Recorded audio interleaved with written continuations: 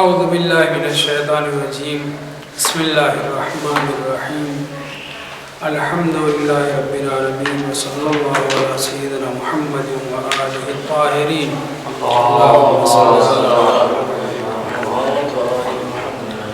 ولعنت اللہ علی اعدائہم اجمعین بسم اللہ الرحمن الرحیم۔ آج ہماری گفتگو کتاب مکیال المکارم فی فوائد الدعاء للقائم علیہ السلام کی شرح پہ ہے، اور ہم تیسری فصل جس میں امام زمان علیہ السلام کو ان کے جد بزرگوار امام حسین علیہ السلام سے شباہت دی گئی ہے، اس بیان کو پڑھ رہے ہیں۔ امام زمان علیہ السلام کی مشابہت صرف امام حسین علیہ السلام سے نہیں، اس مشابہت کو خاص طور سے ذکر کیا جا رہا ہے، ورنہ ہر امام سے امام زمان علیہ السلام کی کوئی نہ کوئی شباہت ہے، اور کچھ انبیاء کی بھی شباہت امام مہدی علیہ السلام میں پائی جاتی ہے کہ جس کا تذکرہ پہلے ہو چکا ہے۔ انہی شباہتوں میں سے ایک شباہت جس کا تعلق امام حسین علیہ السلام سے نہیں ہے بلکہ حضرت امیر المومنین علی بن ابی طالب علیہ السلام سے ہے، اور وہ شباہت یہ ہے کہ جس طرح سے حضرت امیر المومنین علی علیہ السلام نے تیسرے روز رسول خدا کے پہنچنے کے بعد، آپ کی آغوش میں پہنچنے کے بعد قرآن مجید کی تلاوت کی تھی، اسی طریقے سے حضرت امام مہدی علیہ السلام نے بھی اپنی ولادت ہی کے دن، تیسرے دن نہیں بلکہ ولادت کے ہی دن قرآن مجید کی تلاوت کی تھی۔ تو یہ دونوں آپس میں شباہت رکھتے ہیں، امام امیر المومنین علیہ السلام اور امام مہدی علیہ السلام، اور اس شباہت میں بھی ایک پہلو بہت زیادہ اہمیت کا حامل ہے، وہ یہ ہے کہ جناب امیر المومنین علیہ السلام نے صرف سورہ مومنون کی تلاوت نہیں کی تھی، بلکہ دوسری روایات سے پتہ چلتا ہے کہ آپ نے پورے قرآن کی تلاوت کی تھی، پورا قرآن پڑھا تھا۔ کیسے؟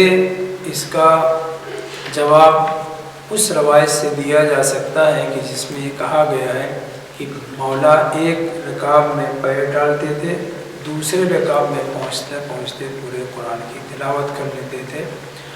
ایسے ہی امیر المومنین علیہ السلام نے اپنی ولادت کے تیسرے دن رسول خدا کے دست مبارک پر پہنچنے کے بعد آپ نے پورے قرآن کی تلاوت کی۔ یہی صورتحال امام زمان علیہ السلام کے یہاں بھی پائی جاتی ہے، آپ نے بھی دست امام عسکری علیہ السلام پر پہنچنے کے بعد پورے قرآن کی تلاوت کی ہے۔ ایک بحث جو برابر آپ سنتے رہتے ہیں امام زمان علیہ السلام کے حوالے سے کہ جس وقت آپ کی ولادت ہوئی ہے تو آپ کے شانوں پر، بازو پر لکھا ہوا کندہ تھا، جاء الحق وزهق الباطل ان الباطل کان زہوقا۔ دوسری روایت میں یہ ہے کہ یہی آیت نہیں بلکہ پشت پر، پیٹھ پر آپ کے بقیت اللہ خیر لکم ان کنتم مؤمنین، یہ آیت کندہ تھی۔ بعض نے یہ لکھا ہے، روایت میں البتہ ذکر ہوا ہے کہ آپ نے ان دونوں آیتوں کی تلاوت کی تھی۔ واضح بات کہ بقیت اللہ خیر لکم ان کنتم مؤمنین آیت کی تلاوت کی تھی، اور اسی طرح سے جاء الحق والی آیت کی تلاوت کی تھی، مگر وہ روایت کہ جس میں جناب حکیمہ خاتون امام مہدی علیہ السلام کی ولادت کی تفصیل بیان کرتی ہیں، ان میں کلمات جو ذکر ہوئے ہیں وہ قابل غور ہیں۔ ایک ہماری بڑی اہم کتاب، مگر اس میں بعض اشکال والی بھی باتیں ہیں، وہ ہے علیکم السلام، وہ کتاب ہے مشارق و انوار الیقین۔ اس کتاب میں اس کتاب میں بعض چیزیں جو قابل اعتراض یا قابل اشکال بیان کی گئی ہیں، خطبہ بیان کے بعض خطبے ہیں یا اس طرح کی بات ہیں، ورنہ بقیہ جو مطالب ہیں اس کتاب میں بہت اہم ہیں، اور یہ کتاب بہت مشہور ہے۔ جناب حافظ हाफिज़ रजब गुरसी की किताब है मशारिक़ वल मग़ारिब। इस किताब में जनाब हकीमा ख़ातून जो विलादत इमाम महदी अलैहिस्सलाम के तज़किरे को छेड़ती हैं, बयान करती हैं, उसमें ये बयान किया गया है कि ये जो जा अल हक़ व ज़हक़ल बातिल इन्नल बातिला काना ज़हूक़ा वाली आयत मौला के हाथों पर यानी बातों पर कंधा नहीं थी, बल्कि ये आयत, इस आयत की जगह तहरीर कहाँ थी? मौला इमाम महदी अलैहिस्सलाम की पेशानी पर। उनका बयान ये है कि जिस वक्त इमाम मुतवल्लिद हुए, अव्वलन तो बिल्कुल ऐन विलादत के वक्त एक ऐसी रोशनी हुई कि जनाब हकीमा खातून बाकायदा विलादत के मंजर को नहीं देख सकी।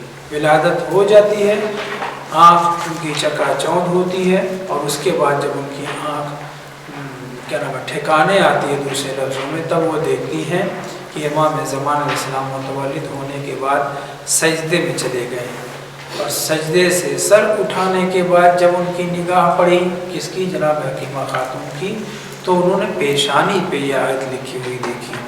इबारत यह है फलम्मा वज़अत हो, वज़अत मुअन्नस का सेगा जनाब नरजिस खातून की तरफ ज़मीर पलट रही है, हो की ज़मीर इमाम महदी अलैहिस्सलाम की तरफ, कि जब जनाब नरजिस खातून ने हज़रत इमाम महदी अलैहिस्सलाम को पैदा किया, विलादत हुई, सजदा, तो इमाम सजदे में चले गए। वइज़ा अला जबीनिही मक्तूबुन बिन्नूर, अब ज़ाहिर है कि पेशानी जो है सजदे में है, तब तो नहीं देख पाएंगे कि क्या लिखा हुआ है। वइज़ा कह के यानी जब उनकी दोबारा निगाह पड़ी, या दूसरे लफ्ज़ों में जिस सजदे से सर उठाया इमाम महदी अलैहिस्सलाम ने, वइज़ा अला जबीनिही, तो उन्होंने उनकी पेशानी पे देखा। पेशानी पे क्या देखा? मक्तूबुन बिन्नूर, तहरीर है, मगर तहरीर क्या काला नहीं है, खुदा हुआ नहीं है, बल्कि मक्तूबुन बिन्नूर, रोशनी से, चमक से लिखा हुआ है, जा अल हक़ व ज़हक़ल बातिल। ये रवायत मशारिक़ुल अनवार में है। जनाब हकीमा खातून अलैहिस्सलाम बयान करती हैं कि उसके बाद मैंने अपने आगोश में उठाया इमाम महदी अलैहिस्सलाम को, और फिर उसके बाद उनको ले करके इमाम हसन अस्करी इस्लाम की खिदमत में आए। या दूसरी रवायत में कि इमाम अस्करी इस्लाम ने ख़ुद तलब किया जनाब हकीमा खातून से कि फूफी जान मेरे लाल को ले आइए। तो जब ले करके पहुँची हैं और अपनी आगोश में इमाम हसन अस्करी इस्लाम ने लिया है, तो आपने फरमाया इक़रा मा नुज़्ज़िला इलल अंबिया है। इमाम अस्करी इस्लाम इमाम ज़मान अलैहिस्सलाम से कह रहे हैं कि ऐ मेरे लाल पढ़ो जो कुछ अंबिया पर नाजिल किया जा चुका है।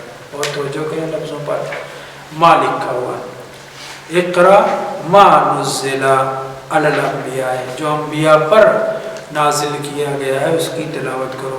और अल अंबिया जमा का सेगा है, जिससे पता चल रहा है कि तमाम अंबिया पर जो सहीफ़े किताबें आसमानी नाजिल की गई हैं उनके पढ़ने का मुतालिबा है।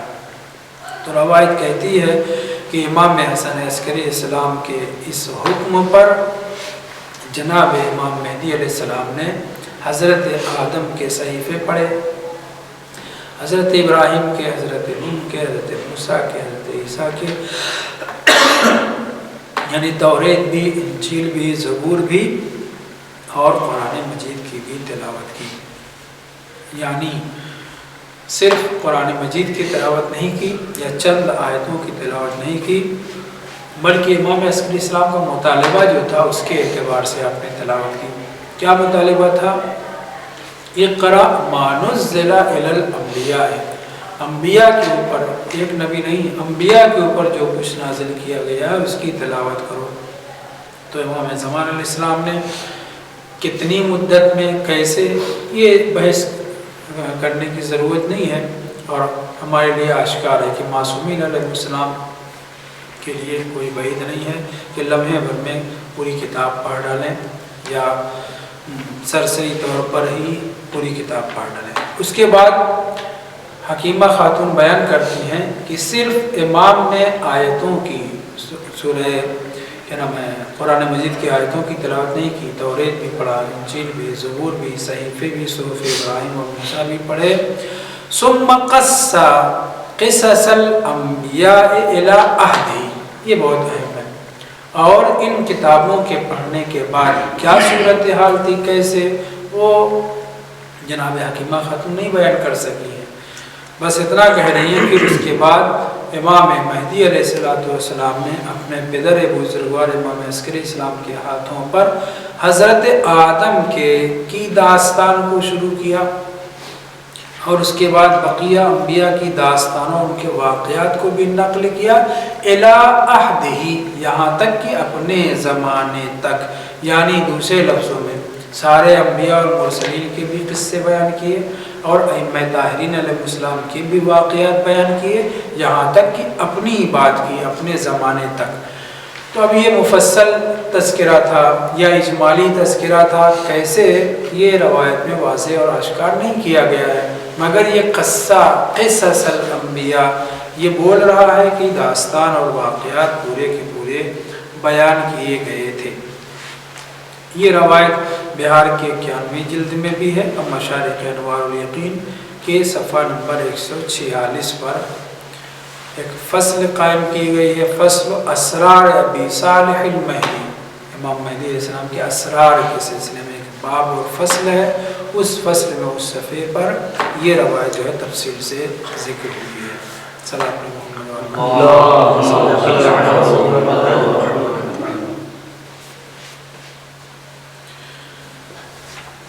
ہماری ایک کتاب ہے 3 جلد میں، طوالع الانوار، ایک بزرگوار گزرے ہیں جناب سید محمد مہدی تنکابنی، تنکابن ایران کا ایک شہر ہے، وہاں کے ہی رہنے والے تھے۔ ان کی کتاب کا نام طوالع الانوار ہے۔ اس میں راوی محمد ابن مہزیار ہیں، جو اپنے باپ مہزیار سے، کہ جو امام عسکری علیہ السلام کے وکیل رہ چکے تھے، وکیل مالی رہ چکے تھے، یعنی امام نے ذمہ دار بنایا تھا۔ یہ نقل کرتے ہیں کہ امام زمان علیہ السلام کی ولادت کے بعد، امام عسکری اسلام کی شہادت کے بعد، یعنی 5 سال کے جب ہوئے ہیں امام، تب ان کی شہادت ہوئی نا، یعنی 255 ہجری میں یا 56 بعض میں لکھا ہے، 255 زیادہ مشہور ہے، 255-56 میں امام مہدی علیہ السلام کی ولادت ہوتی ہے، اور 260 میں امام حسن عسکری اسلام کی شہادت ہوتی ہے۔ تو یہ محمد ابن مہزیار اپنے باپ مہزیار سے نقل کرتے ہیں کہ میرے باپ امام عسکری اسلام کے وکیل تھے، ذمہ دار تھے نا، وہ وکیل خاص، بلکہ کچھ چیزوں میں مثلا مالی امور میں وہ وکیل تھے، اور میرے باپ کے پاس کچھ اموال تھے، رقم تھی، تو آپ بیمار پڑ گئے۔ جب بیمار پڑ گئے تو انہوں نے مجھے مخاطب کر کے کہا کہ میرے لال، یہ مال امام ہے، اس کے سلسلے میں تمہیں سفارش اور وصیت کرتا ہوں۔ یہ اس وقت کی بات ہے کہ جب انہیں پتہ چلا کہ امام حسن عسکری اسلام شہید ہو گئے، یعنی 260 ہجری میں محمد بن مہزیار اپنے باپ سے نقل کر رہے ہیں کہ میرے باپ کی طبیعت خراب ہوئی، اب امام عسکری اسلام کی شہادت واقع ہو گئی ہے، تو اب کیسے میں اس مال کو کہاں لے جاؤں؟ پر طول و تفصیل میں نہیں جانا ہے، ان کا یہ بیان ہے محمد بن مہزیار کا کہ چونکہ یہ امام معصوم کا مال تھا، اس لیے میں وہ مال لے کر کے آیا دجلہ کے کنارے، بغداد میں دجلہ کے کنارے میں نے روم لیا، گھر لیا، اسی میں پیسہ رکھے ہوئے تھا، اور بے تکلیفی اپنی دوسرے لفظوں میں کیا کرنا ہے، کس کے پاس یہ پہنچانا ہے، کچھ سمجھ میں نہیں آ رہا تھا۔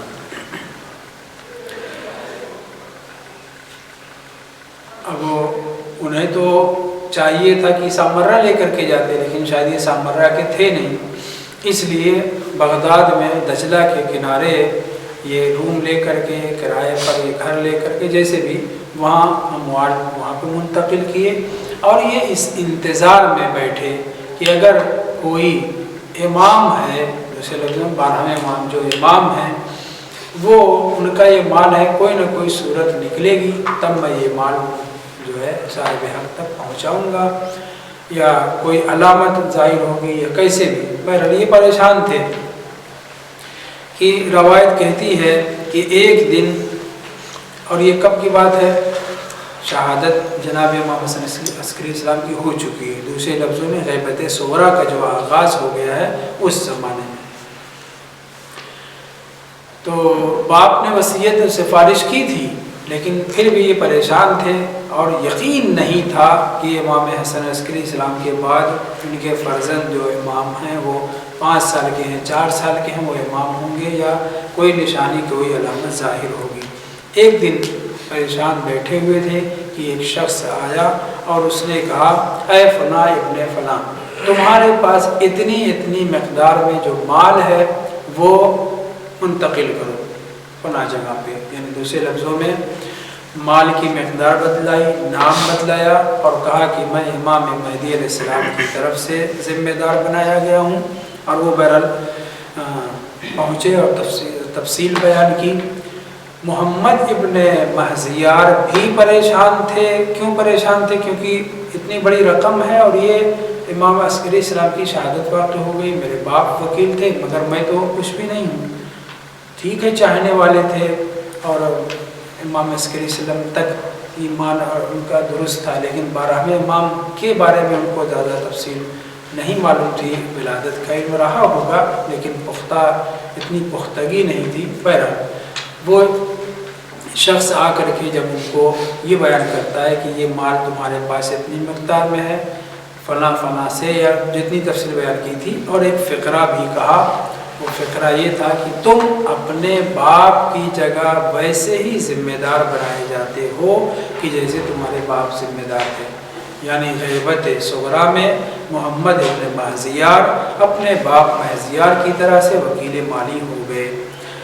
اس میں روایت میں فقرہ جو ذکر ہوا، اس کے اوپر علامہ طلعکابنی نے ایک حاشیہ لگایا ہے، اس حاشیے کو میں آپ کے سامنے پڑھنا چاہ رہا ہوں۔ وہ حاشیہ یہ ہے کہ غیبت صغریٰ میں، غیبت کبریٰ میں ہم لوگ جی رہے ہیں، غیبت صغریٰ میں بھی اہل بیت کے چاہنے والے امام زمان علیہ السلام کے حوالے سے بہت زیادہ پریشان رہتے تھے، بہت زیادہ غم میں مبتلا رہتے تھے، اور اطمینان خاطر ان کو بہت کم تھا۔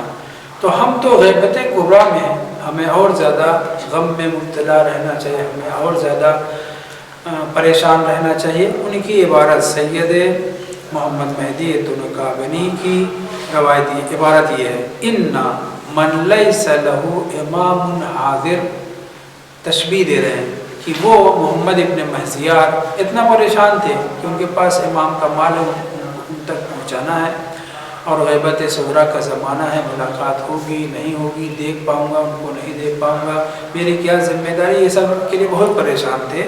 جناب سید مہدی محمد مہدی طلعکابنی فرماتے ہیں کہ ان کا پریشان ہونا حق بجانب ہے۔ کیوں؟ اِنَّ مَنْ لَيْسَ لَهُ امام حاضر، جس شخص کا امام حاضر نہ ہو، موجود نہ ہو، اس سے وہ ملاقات نہ کر سکے، اپنے مسائل کو دریافت نہ کر سکے، شریعت کے امور کے سلسلے میں اس سے معلوم نہ کر سکے، مُرْخَى رَأْسَهُ ابدا، اس کا سر تو جھکا رہنا ہی چاہیے، جھکا رہنا ہی چاہیے ہمیشہ، ابدا نہیں ہمیشہ۔ ارسال کے معنی میں ہے، یعنی جھکائے رکھنا، تو اس کا سر جھکا رہے کہ امام مہدی علیہ السلام سے ملاقات نہیں ہو رہی ہے، امام پردہ غیب میں ہے۔ یہ غیبت صغریٰ کی بات ہو رہی ہے جس میں وکیل خاص بھی تھے، اور خود ان کو بھی وکیل بنایا گیا محمد بن مہزیار کو۔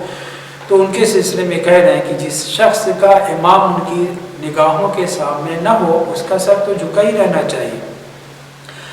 وَمُغْتَمٌ دَائِمًا، اور اسے دائمی غم اور رنجیدہ خاطر رہنا چاہیے۔ بہت سے ایسے دنیا میں ابھی بھی لوگ ایسے مومنین ہیں کہ جو امام زمان علیہ السلام کی غیبت کی وجہ سے مسلسل پریشان رہتے ہیں۔ دعا تو عموم شیعہ کرتے ہیں، لیکن جو خاص جن کی امام زمان علیہ السلام سے وابستگی زیادہ ہے اور ہونا بھی چاہیے، وہ لوگ صبح و شام امام زمان علیہ السلام کو یاد کرتے ہیں، ان کے اوپر درود و سلام پڑھتے ہیں اور ہم و غم میں مبتلا رہتے ہیں۔ سیدتاً ابن کعبنی انہیں اشخاص میں سے ہیں کہ جو پہلے ذکر کر رہے ہیں کہ محمد ابن مہزیہ سر کو جھکائے رہتے تھے، پریشان رہتے تھے، ہم و غم میں مبتلا رہتے تھے۔ ان کا ہم و غم ایک وجہ یہ تھی کہ مال امام میرے پاس ہے، یہ کہاں لے کے جاؤں، کس کو دوں۔ اور پھر اس کے بعد ان کا ہم و غم اس طرح سے دور ہوا کہ امام نے کسی شخص کو بھیج کر کے انہیں بتایا کہ تم اپنے باپ کی جگہ پہ میرے وکیل مالی بھی ہو، اور یہ مال اتنا نہیں اتنا ہے۔ اس عبارت کو جناب سید ابن کعبنی نے لکھا ہے۔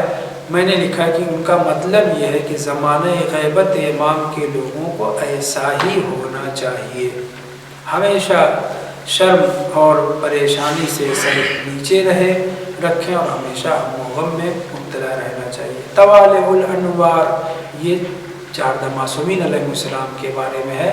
تیسری جلد میں یہ ایک بخش، ایک حصہ جو ہے امام زمان علیہ السلام کے لیے۔ سلام علیکم۔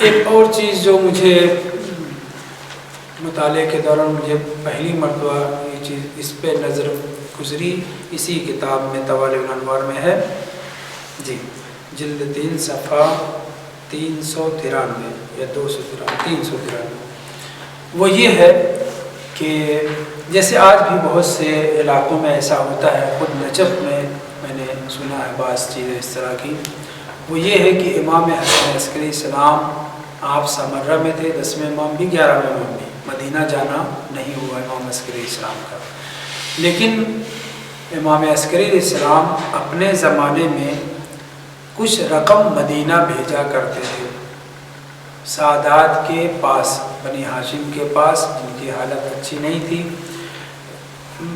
یہ تو میں نے اپنی زبان سے کہہ دیا جی، حالت اچھی نہیں تھی، پر رقم جو ہے امام پہنچایا کرتے تھے۔ جیسے یہاں پہ نجف میں بھی ہے کہ بعض بزرگ علماء دوسرے علماء کے پاس رقم بھیجا کرتے ہیں، ان کی مدد کیا کرتے ہیں کتابیں چھپوانے میں اور دیگر مالی پریشانی کو دور کرنے کے لیے، اور ایسا رہا بھی ہے، ہمیشہ سے ہی رہا ہے کہ پیسے والے لوگ جو مومنین ہیں مختلف طریقے سے چھپ چھپا کر کے بہت سے پریشان حال مومنین کی مدد کرتے ہیں، اور کرنا چاہیے۔ امام حسن عسکری السلام کے زمانے میں، یعنی ان کے یہاں بیٹا پیدا ہوا ہے، اس کے بعد 5 سال کے بعد شہادت واقع ہوئی نا، تو ہاشمی سادات جو وہاں پر مدینے میں تھے، ان کے پاس نہیں، صرف وہی نہیں، وہاں کی یہ روایت ذکر ہوئی ہے، ورنہ امام تحرین علیہ السلام اپنے چاہنے والوں کے لیے مالی تعاون ہر امام نے تقریباً، خاص طور سے 9ویں امام سے جو شروع ہوا، 8ویں امام 9ویں امام سے، کہ یہ لوگ اپنے چاہنے والوں کے لیے وہ گلا مقرر کرتے تھے، وصولنے کے لیے بھی اور مستحقین تک پہنچانے کے لیے بھی۔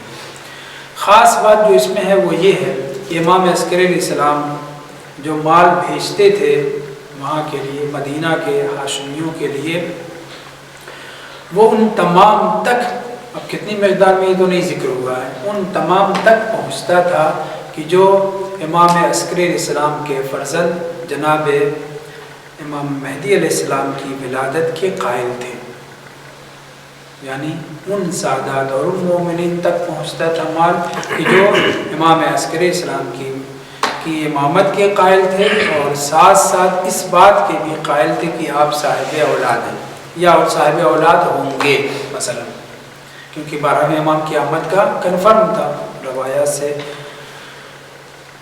تو علامہ سید مہدی ابن کعبنی اس روایت میں نقل کرتے ہیں کہ امام عسکری الاسلام کی شہادت تک یہ سلسلہ جاری تھا، اور ان مومنین تک، مدینہ کے ان ہاشمیوں تک سال میں خاص دن، ویسے تو الگ الگ جو مدد ہوتی رہی ہوگی، لیکن ایک خاص دن امام اموال بھیجتے تھے اور وہ تقسیم کیا جاتا تھا سادات ہاشمی میں جو وہاں مدینے میں رہتے تھے۔ لیکن جب امام کی شہادت واقع ہو گئی، 11 امام شہید ہو گئے، تو اس کے بعد کچھ دن کے بعد وہ ڈیٹ، وہ مدت، وہ زمانہ آیا جس میں مال آتا تھا اور سادات میں تقسیم ہوتا تھا. لیکن ادھر امام عسکری اسلام کی شہادت کے بعد ہاشمیین میں سے، توجہ سنیں، ہاشمیین میں سے کچھ ایسے ہو گئے کہ جنہوں نے امام عسکری اسلام کے بعد 12ویں امام کے وجود کا انکار کر دیا. چاہنے والے تھے، سادات میں سے تھے، مگر انہوں نے انکار کر دیا.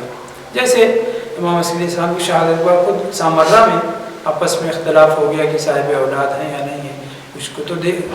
کچھ نے تو دیدار کیا تھا امام عسکری اسلام کے ہی زمانے میں 12ویں امام کا، کچھ نہیں دیکھے تھے. یا دوسرے علاقوں میں بہت سے ایسے تھے جو شکوک و شبہات کا شکار ہونے کے بعد امام عسکری علیہ السلام کے بعد 12ویں امام کے وجود کا انکار کر دیا. تو ان انکار کرنے والوں میں مدینہ کے ہاشمی لوگ بھی تھے. اب جب وہ وقت آیا کہ جس میں مال آتا تھا اور بنی ہاشم میں تقسیم کیا جاتا تھا، تو جو مال پہنچا کب؟ امام کی شہادت کے بعد. وہ ڈیٹ آئی، وہ وقت آیا اور مال پہنچا کس کی طرف سے؟ 12ویں امام کی طرف سے. روایت کا فقرہ ہے، فوردت الوظائف، وظیفہ جو ہر مہینے نہیں، سال میں خاص دن اچھی مقدار میں مال پہنچتا تھا اور ہاشمیوں میں تقسیم کیا جاتا تھا. فوردت الوظائف علی من ثبت منہم علی القول بالولد.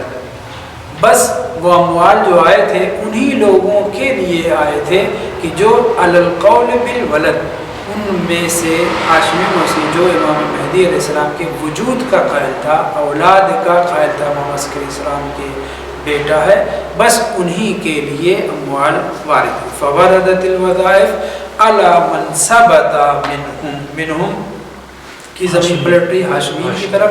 عبارت پہلے ہے کتاب کہ ہاشمین کے پاس سال میں خاص دن اموال پہنچتے تھے، ان کے درمیان تقسیم کیا جاتا تھا.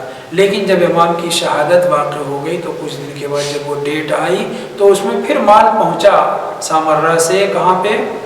اعلیٰ سامرہ سے، جہاں پہ بھی امام زمان تھے وہاں سے پہنچایا مدینے.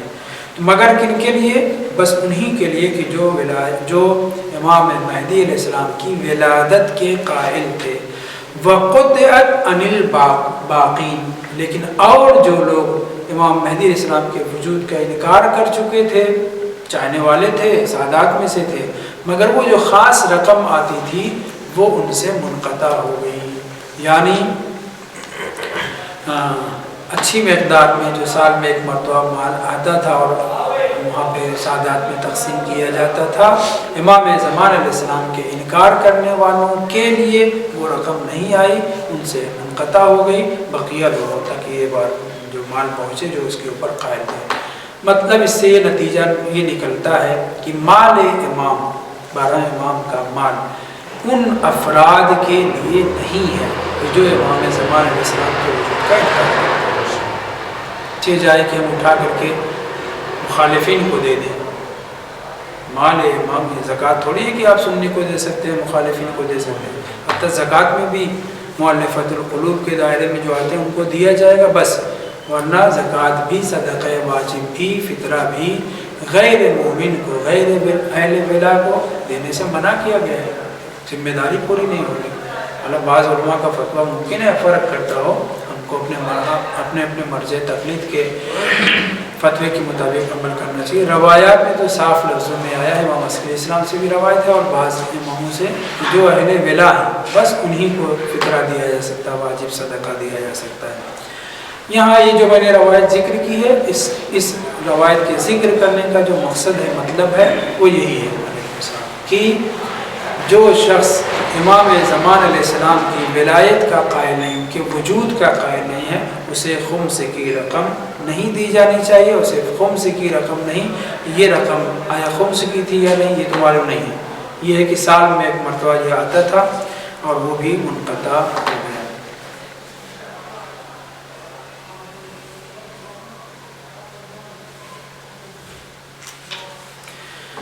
ایک بحث ابھی میں کتاب لے کر کے آیا ہوں، 500 صفحات سے زیادہ مشتمل ہے.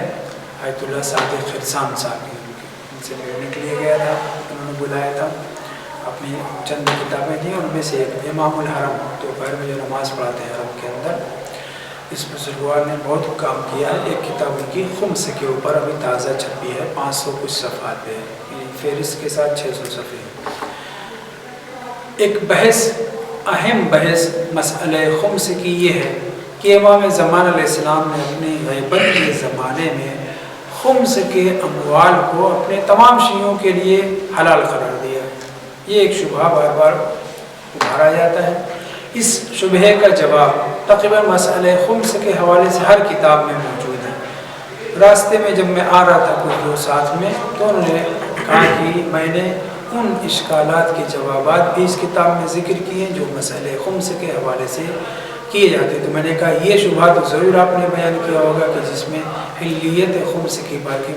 تو انہوں نے کہا ہاں، میں نے اس کے اوپر بھی بحث کیا ہے. پر میں نے مطالعہ نہیں کیا، ابھی مغرب کے بعد وہ کتاب مجھے ملی ہے.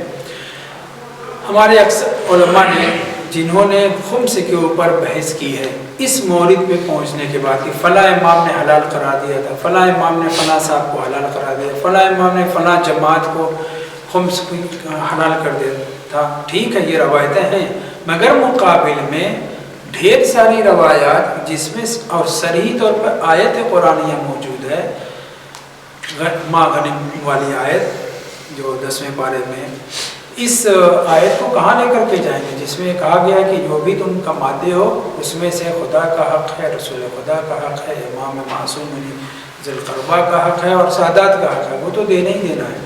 ہاں، حلال جو قرار دیا ہے بعض زمانوں میں وہ روایتیں موجود ہیں. مثلا چھٹے امام نے بعض زمانے میں امام رضا علیہ السلام نے حلال قرار دیا ہے بعض وقت. اسی طرح سے بعض اور روایتیں ہیں وہ محدود لوگوں کے لیے محدود زمانے میں حلال کی گئی، نہ یہ کہ عمومی طور پہ سب کے لیے حلال ہے اور سب. امام علیہ السلام نے بھی اس طرح کا فقرہ استعمال کیا ہے. بہرحال بقیہ روایات سے نتیجہ کیا نکلتا ہے کہ خمس حلیت اس کی ہمیشہ کے لیے نہیں ہے. زمانہ غیبت میں جو شخص دے نہ سکے، جس کے پاس ہے ہی نہیں، وہ مستحق خمس ہے.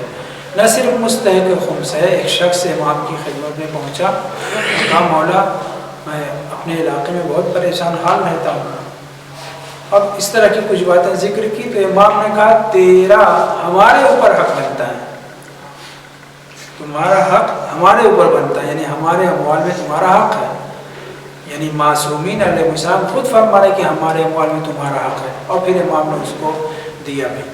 تو جی ہاں، یہ ہے بعض روایتیں حلیت کی پائی جاتی ہیں، لیکن اس کا مطلب یہ نہیں کہ عمومی حلال قرار دیا گیا ہے، بلکہ حق جو ہے امام کا مسلسل، معصومین کا حق اور سادات کا حق مسلسل برقرار ہے. اس سلسلے میں بھی میں نے کچھ چیزیں لکھی ہیں.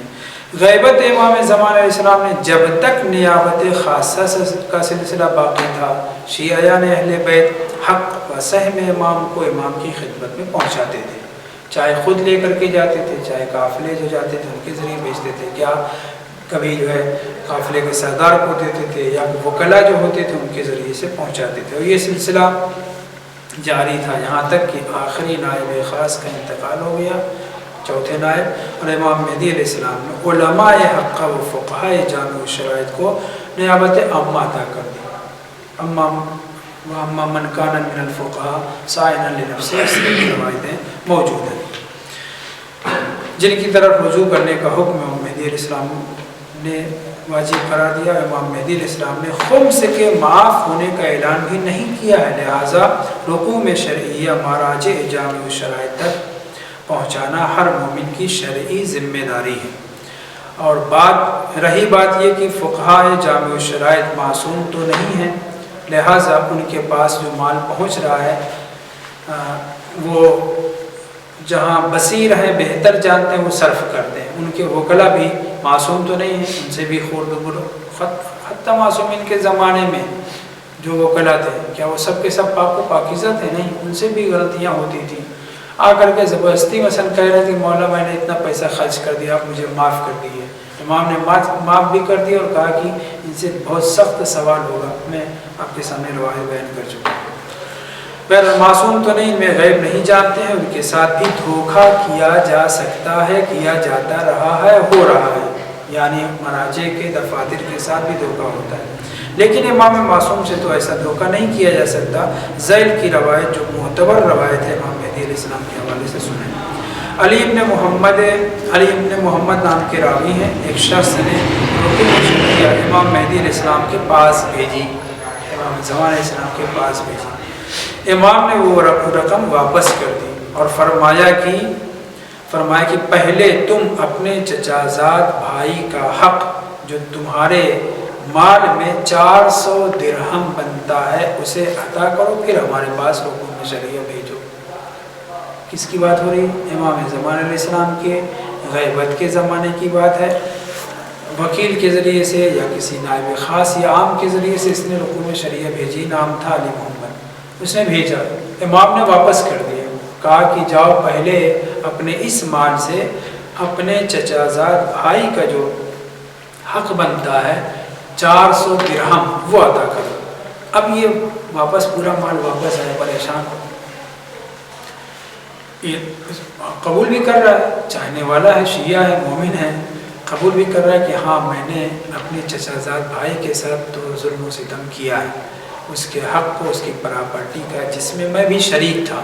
وہ خود بیان کرتا ہے کہ میں اس مال میں شریک تھا، لیکن اس کا کتنا حق بنتا ہے یہ کبھی میں نے سوچا نہیں، اور جو حق بنتا بھی تھا، موٹی رقم جو بھی ہوتی تھی، میں اس کو چھپائے رہا، اس کو نہیں دے رہا تھا، کہ آخر کار یہ جب رقم واپس ہوئی، امام کی خدمت میں سے واپس آئی، تو اب وہ بیٹھا حساب کرنے کے لیے۔ اب جو حساب کرنے کے لیے بیٹھا تو جو مشترکہ پراپرٹی تھی اس میں جو اس کا چچا زاد بھائی کا حق بنتا تھا وہ پورے کے پورے 400 درہم نکلا۔ امام نے کلی طور پہ کہا تھا کہ تم پہلے اپنے چچا زاد بھائی کے حق کو دو، پھر ہم تک مال کو پہنچاؤ۔ اس سے کیا پتہ چلا کہ امام زمان علیہ السلام کے زمانے میں یعنی غیبت صغریٰ میں بھی مومنین اپنے حقوق کو امام کی خدمت میں پہنچاتے تھے۔ یہ ایک روایت، اس طرح کی روایتیں موجود ہیں، اور امام نے اس لیے انکار کر دیا لینے سے کہ اس میں جو ہے غصب کا مال ہے، دوسرا مال بھی ہے، اور جب اس نے اپنی پراپرٹی جو مشترک تھی دونوں کی اس کا حساب کیا، آدھا اپنا آدھا اس کا، تو ٹوٹل 400 درہم اس کے چچا زاد بھائی کا بنا۔ اس کو جب علیحدہ کیا، پھر امام کی خدمت میں بھیجا، تب امام نے قبول کیا۔ نتیجہ کلام یہ کہ ہاں اگر حلال و حرام مل جائے، بہت توجہ، اگر مال میں ہمارے حلال و حرام مل جائے، جتنی مقدار حلال کی معلوم ہے وہ علیحدہ کریے، اب جو بچا ہے وہ حلال و حرام مخلوط ہے، اس میں خمس نکالیں گے پاک ہو جائے گا۔ ایسے اگر حرام کی مقدار کا اندازہ ہو جائے اتنا نکال دیجئے، بقیہ پاک ہو جائے، اس میں سے خمس نکالیں گے، صحیح۔ یہ ایک طریقہ، ایک محل مصرف نہ کہیں، خمس سے کہا کہ جو 7 چیزوں پر واجب ہے ان میں سے ایک مال کیا ہے؟ مال حلال مخلوط بحرام۔ یہ ہمارے لیے سہولت کے لیے ہے، لیکن اگر پتہ ہو کہ کتنی مقدار حرام کی ہے تب نہیں، تب تو اس کو پورا کا پورا نکالنا پڑے گا، واضح ہے۔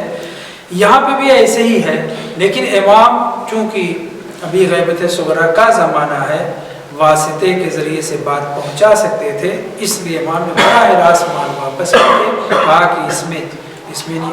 اچھا یہ بھی تو کر سکتے تھے امام کہ 400 درہم اس میں سے نکال کر کے اس کے چچا زاد کو پہنچا سکتے، یا اسی کو بھیجتے کہ تم اپنے چچا زاد کو پہنچاؤ، نہیں، امام نے پورا کا پورا مال کیا ہے مشتبہ دنا واپس کیا، اور واپس کرنے کے بعد یہ کہا کہ 400 درہم جو تمہارے چچا زاد کے بنتے ہیں اس کو دو، اور پھر اس کے بعد خمس نکالو۔ نتیجہ کلام یہ کہ حلال و حرام مخلوط ہو جانے کی صورت میں بھی جتنی مقدار دوسروں کی یا حرام کی، اگر دوسروں کی ہے اس کو نکالنا، یا حرام کی ہے تو اس کو علیحدہ کر کے رکوع شرعیہ صاحبان حق تک پہنچانا چاہیے۔ مراجع کو تو دھوکہ دیا جا سکتا ہے آج کے زمانے میں، ہر زمانے میں، کہ حلال و حرام مخلوط، اور اپنے آپ کو مطمئن کیا جا سکتا ہے زبر سے ہی کہ اس میں اتنا مخلوط ہے، اتنا حرام ہے، اس کا خمس نکال کے پاک کر لوں، لیکن امام معصوم کو، ائمہ طاہرین کو دھوکہ نہیں دیا جا سکتا۔ لہٰذا ہم کو اپنے آپ کو سنبھالنا اور سدھارنا ہے کہ اگر حلال اور حرام مخلوط ہو جائے، مقدار حرام معلوم ہو جائے، اتنا علیحدہ کرنا ہے، صاحبان حق تک پہنچانا ہے. اس کے بعد مشتبہ مال جو ہے اس میں خمس نکالیں گے تو پورا کا پورا مال پاک ہو جائے گا. اس ایک روایت سے کہ جسے جناب سید محمد مہدی نے توالع الانوار میں نقل کیا، اس طرح کی اور بھی روایتیں، ان سب سے پتہ چلتا ہے کہ زمانہ غیبت میں بھی خمس شیعیان اہل بیت کے لیے حلال نہیں قرار دیا گیا ہے، بلکہ صاحبان حق تک یہ اموال پہنچانے ہیں، سادات کا حق سادات کی خدمت میں، اور امام نبی اور اللہ کا حق نائب امام کی خدمت میں پہنچانا ہے، یا اس کے جو وکلا یا اجازت رکھتے ہیں وہ پہنچانا ہے. تب ہماری ذمہ داری پوری ہوگی، ورنہ آیت کریمہ کی بھی خلاف اور ڈھیر ساری روایات کے بھی خلاف ہوگا. والحمدللہ رب العالمین.